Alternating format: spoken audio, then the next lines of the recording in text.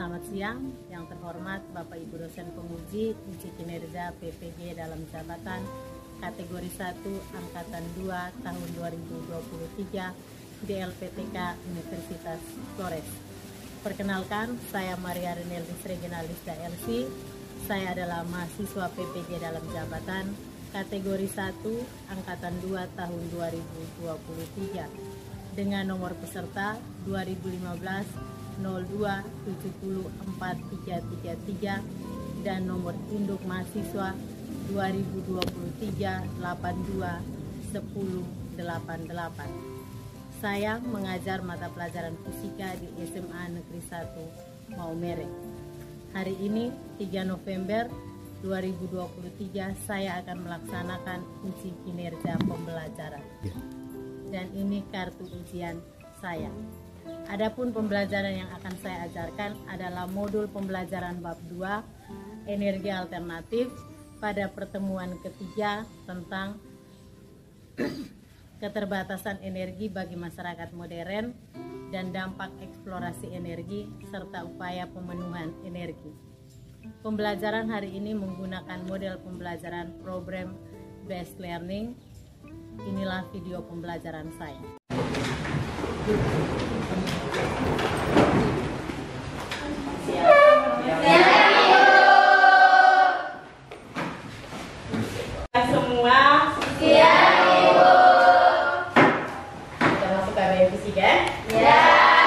Sebelum kita mulai, kita awali dengan doa satu orang pimpin kita dalam doa.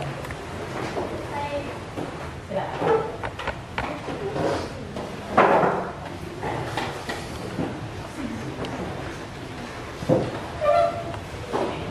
Ibu dan teman-teman, marilah kita hati dan batin kita untuk berdoa menurut ajaran dan kepercayaan kita masing-masing. Berdoa mulai.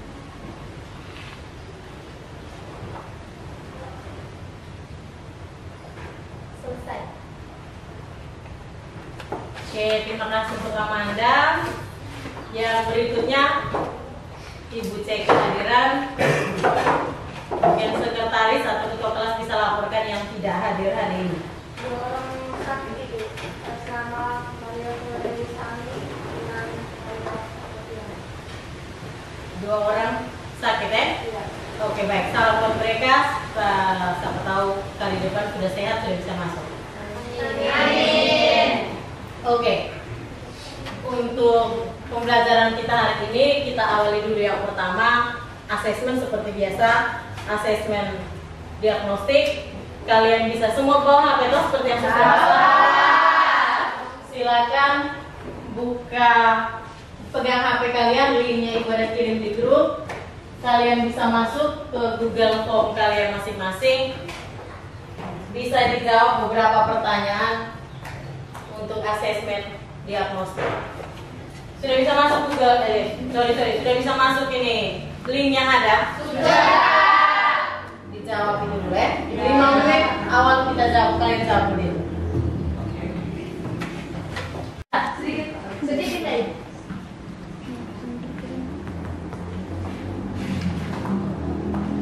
Sudah? Sudah. Oke, kalau sudah kita lanjut materi kita hari ini. Tapi sebelum masuk ke materi hari ini, Ibu C kembali materi perubahan energi. dari Yuda, materi perubahan energi. Berikut siapa lagi? Oke.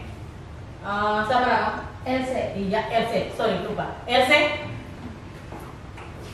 Yang pertama itu bunyi hukum kekekalan energi.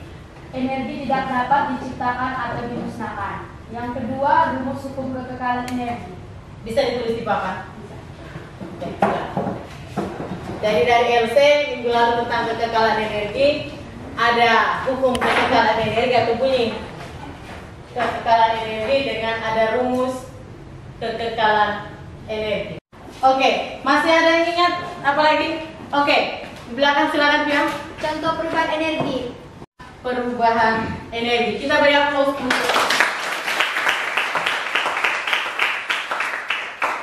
baik, terima kasih. Kita lanjut yang berikut, bisa lihat di layar.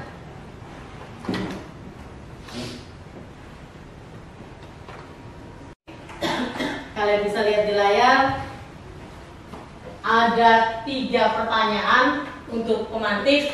Yang pertama, bagaimana konsumsi atau penggunaan energi di Indonesia 10 tahun lalu dengan yang sekarang? Kemudian yang kedua, ada gambar. Situ ada gambar pom bensin. Bagaimana kalau misalkan pom bensin itu ditutup karena bahan bakarnya habis? Kemudian yang ketiga, yang lagi tren sekarang, yaitu mobil listrik.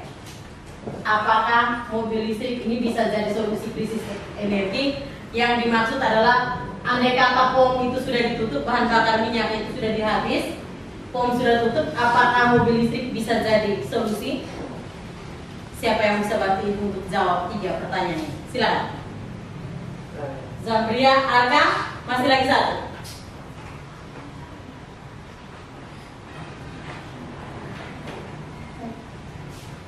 Tiga. Oh dia.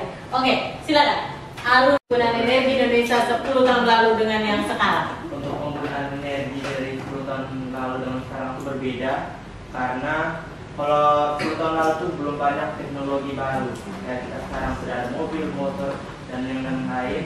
Jadi energi itu tidak terlalu digunakan.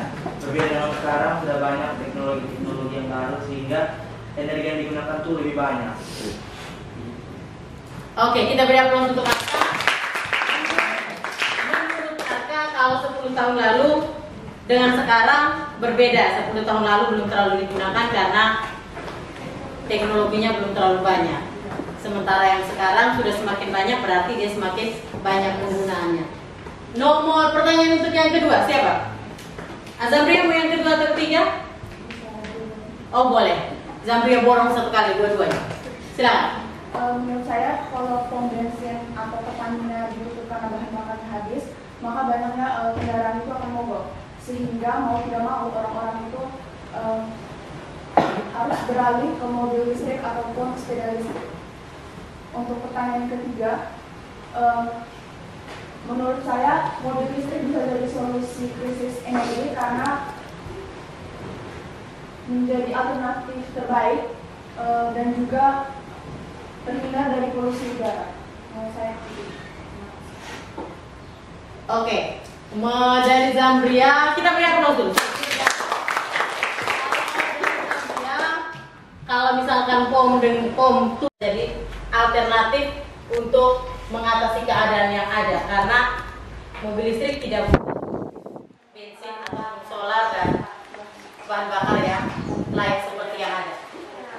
Oke, tujuan pembelajaran.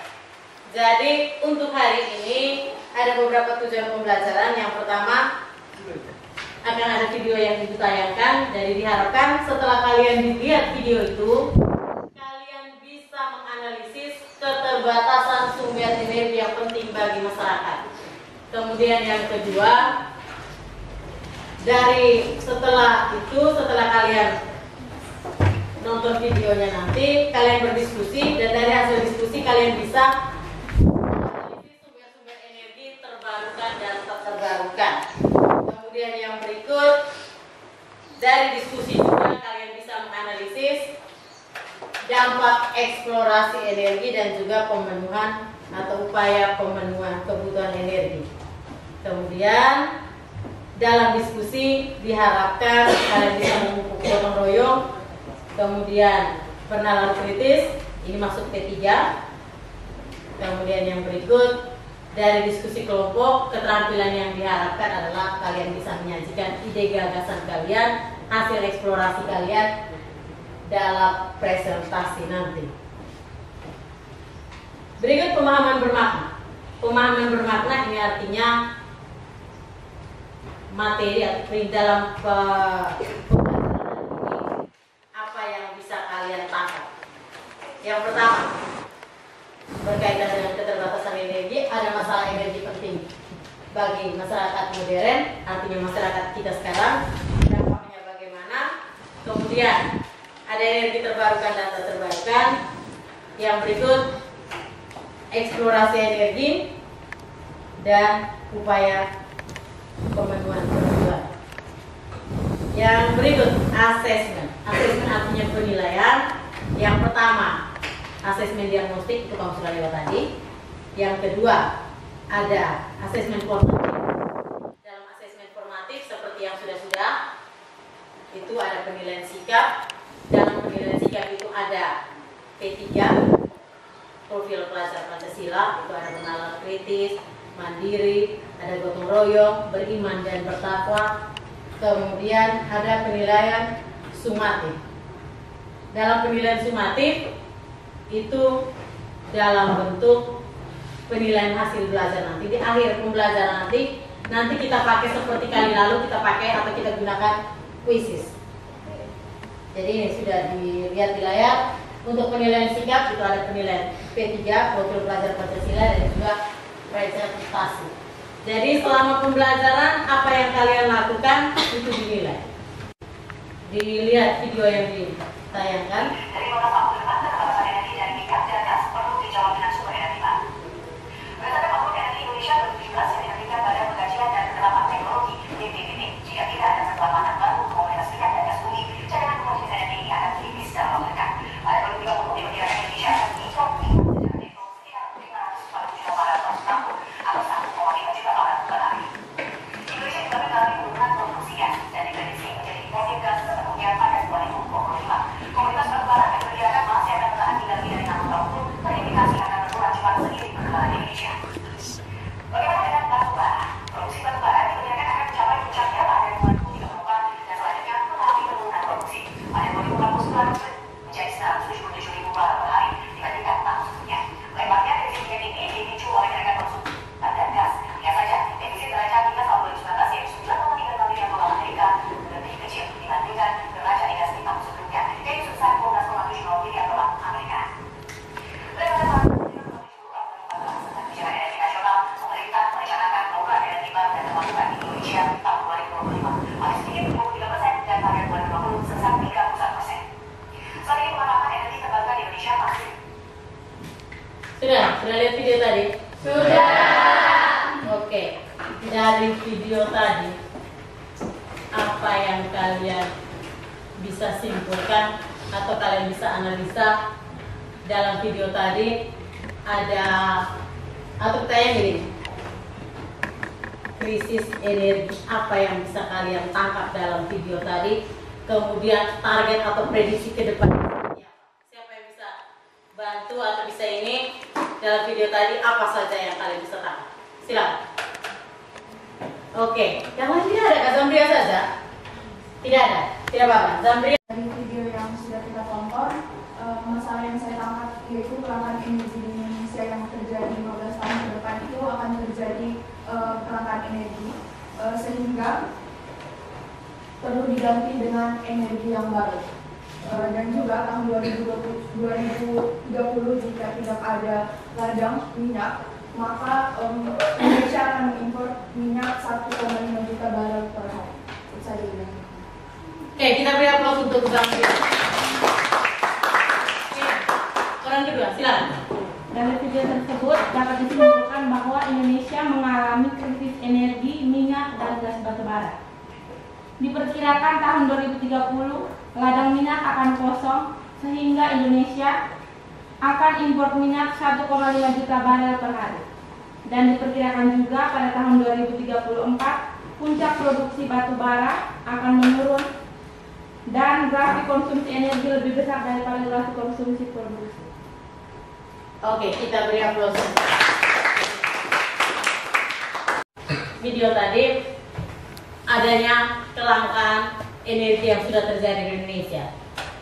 Dari sekarang, dari grafik tadi, produksi minyak dan batu bara itu sudah lebih kecil dan semakin ke depan dia semakin menurun ketimbang konsumsi energi.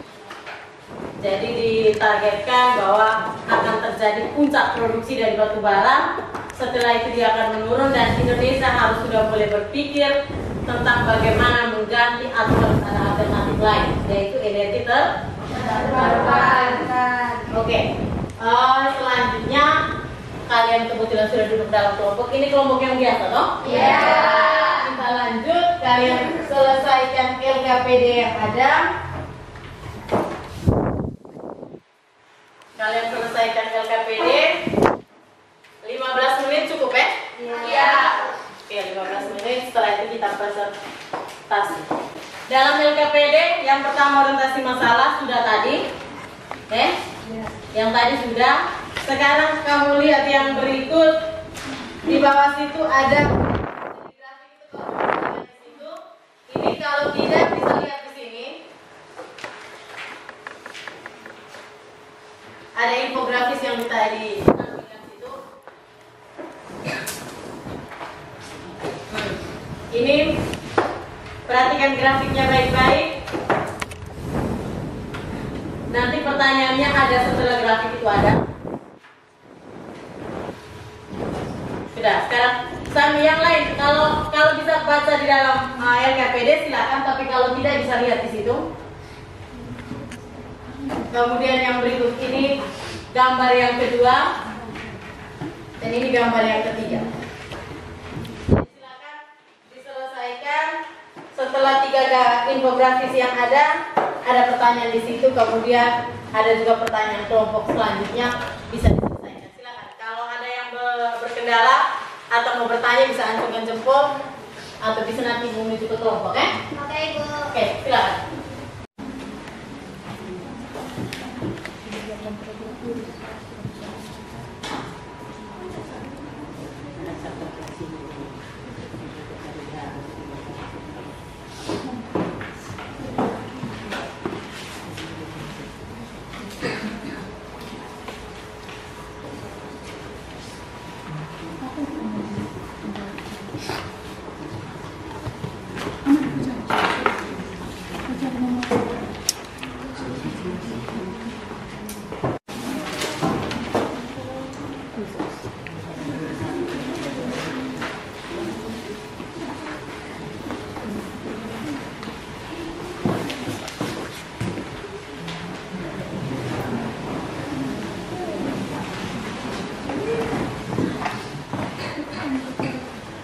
Sudah selesai?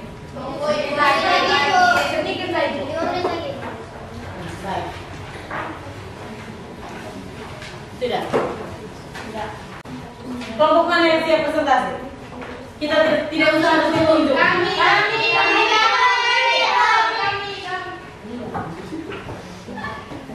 Dua kelompok yang lain? Tidak boleh. Oke, kita kasih Diskusi kami. Nomor 1, diskusikan bersama kelompokmu apa itu energi terbarukan dan tak terbarukan. Nomor 1, energi terbarukan adalah energi yang diperoleh dari sumber daya alam bumi yang terbatas dan tak pernah habis. Energi terbarukan yaitu energi yang diperoleh dari istilah yang prosesnya pembentukannya selama ratusan tahun dan akan habis. Air. Terbarukan batu bara, minyak bumi, gas alam, uranium. Nomor 3, diskusikan bersama kelompokmu kelebihan dan kekurangan energi terbarukan dan tak terbarukan. Kelebihan. Yang nomor 3, kelebihan atau yang pertama terbarukan. Kelebihan rumah ramah lingkungan, tidak polusi dan merusak lingkungan. Yang kedua hanya lebih stabil. Yang ketiga potensi lapangan kerja. Yang keempat kemandirian energi. Kekurangan yang pertama berjalan pada cuaca. Yang kedua investasi awal besar. Tak terbarukan. Kelebihan yang pertama relatif lebih mudah ditemukan. Yang kedua teknologinya yang sudah mapan, contohnya batu bara. Yang ketiga menghasilkan energi dalam jumlah besar. Kekurangannya yang pertama menyebabkan efek rumah kaca. Yang kedua menyebabkan polusi udara, tanah, dan air. Yang ketiga persediaan di bumi terbatas. Nomor 4, diskusikan bersama kelompok apa dampak eksplorasi energi dan upaya pemenuhan kebutuhan energi. Dampak eksplorasi energi yaitu pemanasan global, hutan asam, dan mengurangi kesehatan paru-paru.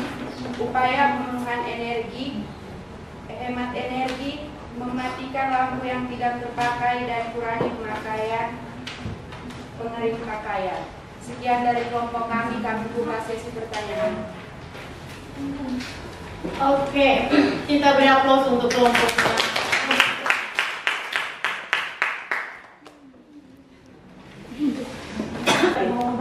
Bertanya, oke silakan. Di kekurangan energi tak terbarukan ada efek rumah kaca dengan polusi. Maksudnya bagaimana? Kalau bisa kasih contoh. Contohnya itu pembakaran bahan bakar kendaraan yang membuang CO2 dan NO2 ke udara sehingga gas tersebut menumpuk di udara dan menyebabkan efek rumah kaca. Kalau polusi udara itu contohnya asap kendaraan bermotor. Kalau polusi air itu contohnya tangki minyak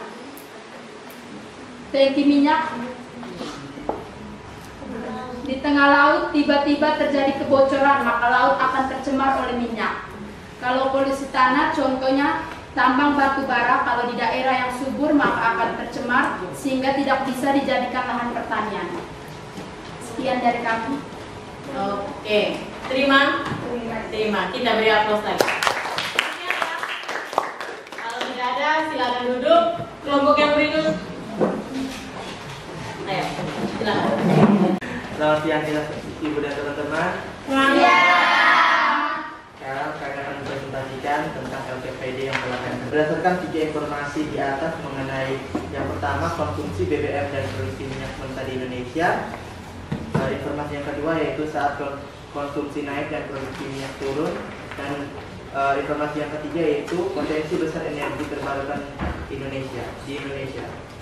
Berdasarkan dari ketiga informasi di atas, coba uraikan pendapatmu tentang infografis di atas.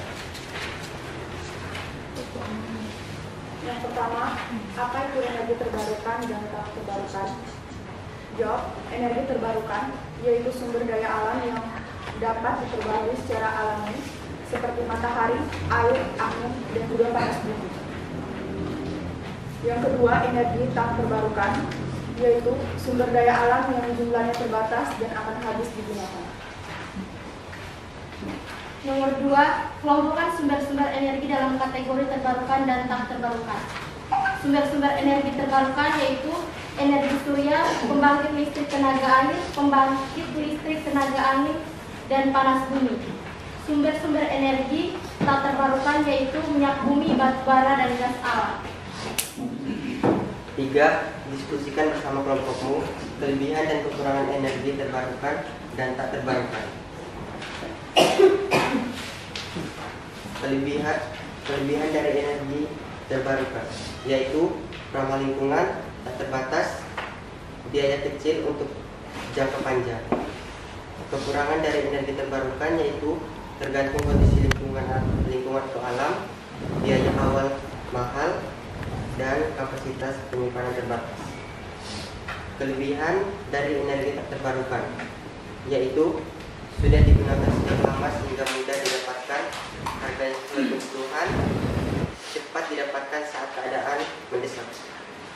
Kekurangan dari energi tak terbarukan, jumlahnya terbatas,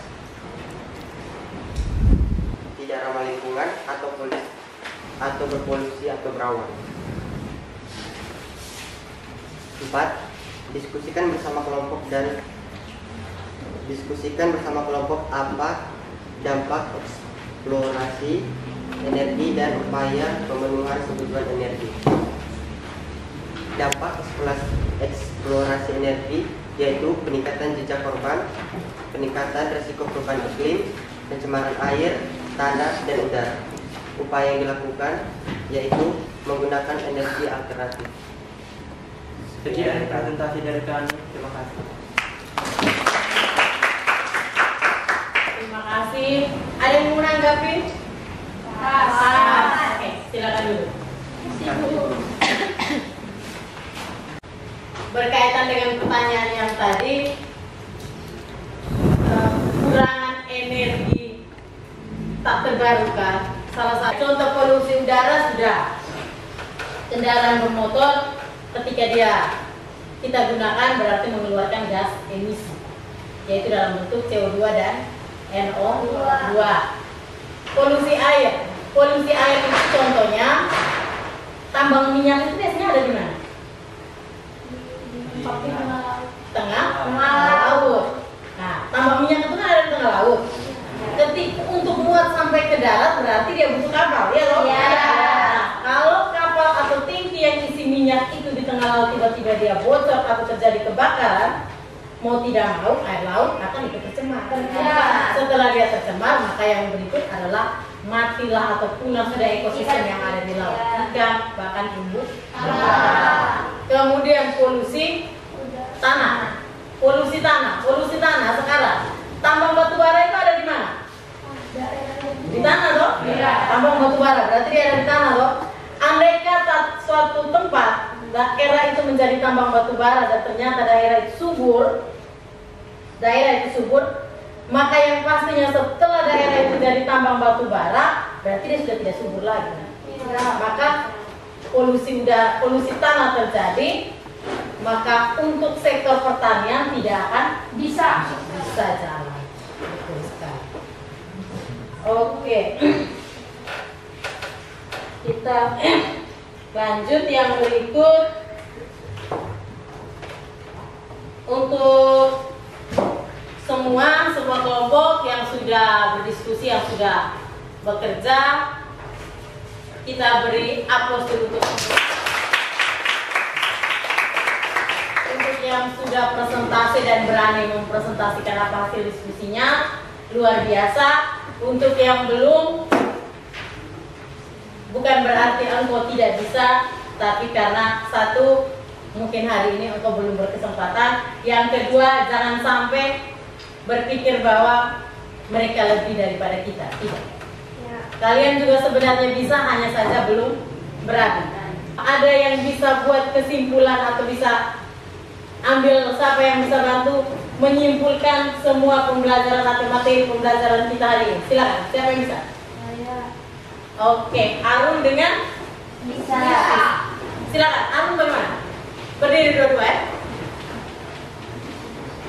Arun silakan. Sumber energi yang tak terbarukan itu contohnya batu bara, minyak bumi, gas alam dan uranium. Sumber energi yang terbarukan contohnya yaitu pembangkit listrik tenaga air, pembangkit listrik tenaga angin, panas surya, dan panas bumi. Terus dampak dari eksplorasi energi yaitu efektivitas dan kesetaraan lingkungan, dan upaya mengatasinya dengan cara pemanfaatan energi alternatif. Oke, kita produksi minyak dan gas semakin menurun, sedangkan konsumsi semakin meningkat. Sumber-sumber energi terbarukan diantaranya tenaga surya, angin, dan air. Sudah? Sudah. Oke, kita beri aplaus. Sebagai penutup, jadi berangkum yang pertama, produksi energi lebih tinggi daripada produksi energi. Jadi kita punya sumber energi itu ada dua, energi terbarukan dan tak terbarukan.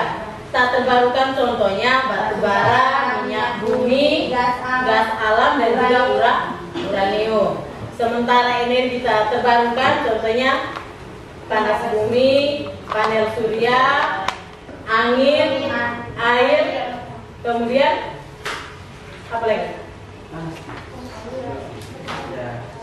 Sudah. Ada lagi yang namanya biomasa. Kamu lupa ada satu yang namanya biomasa. Kemudian bagaimana eksplorasi?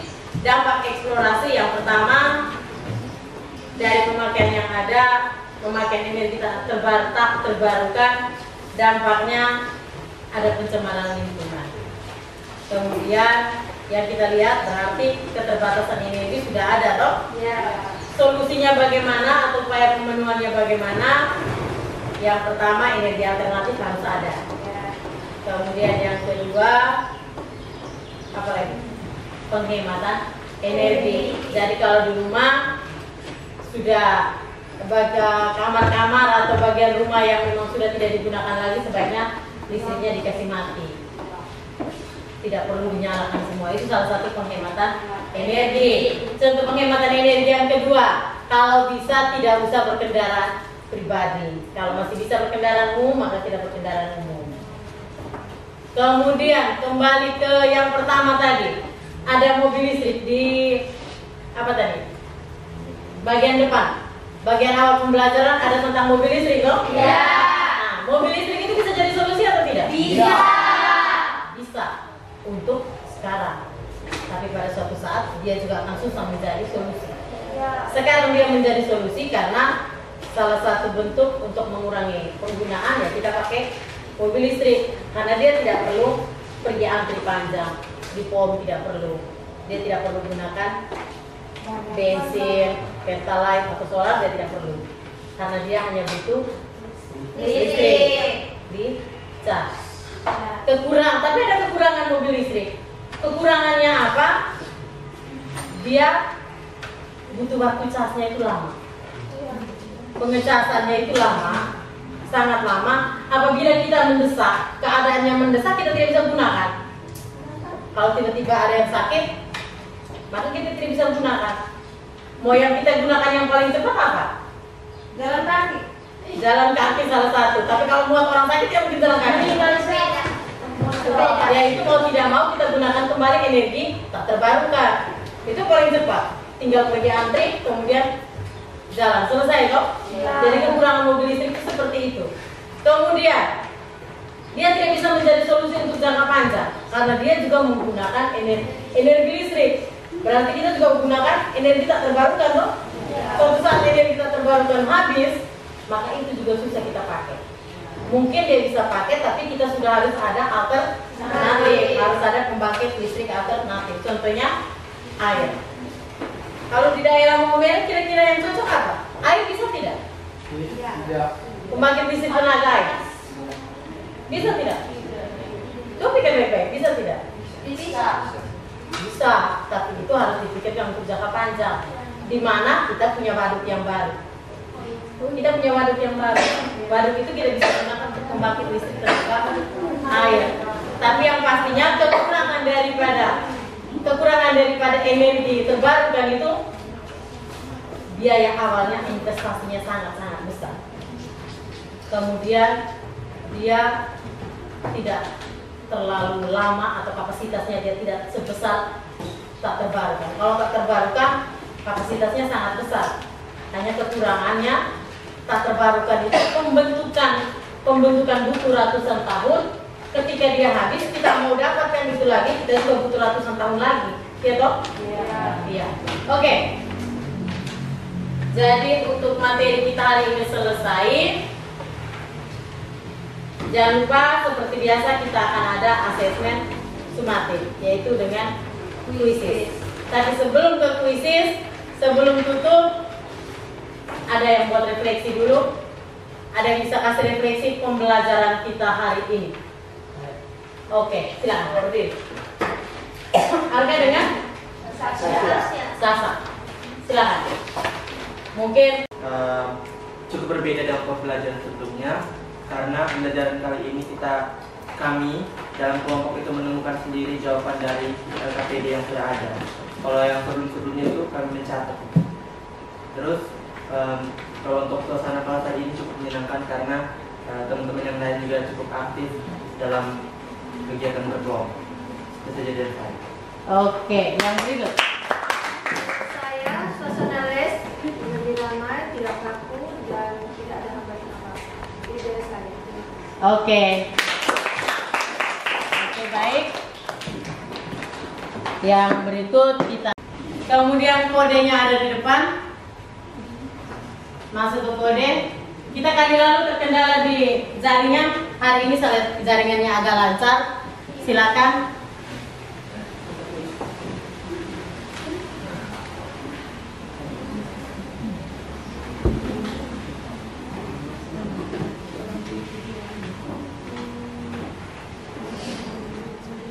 Sudah masuk? Sudah. Kalau sudah, silakan selesaikan soal yang ada.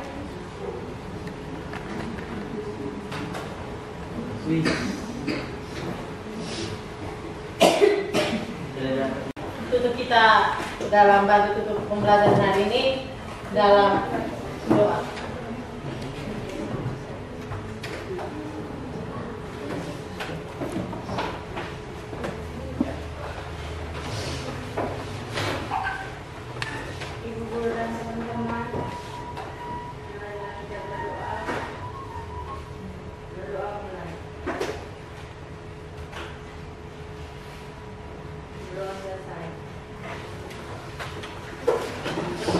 Oke, sampai bertemu minggu depan. Terima kasih dan selamat siang.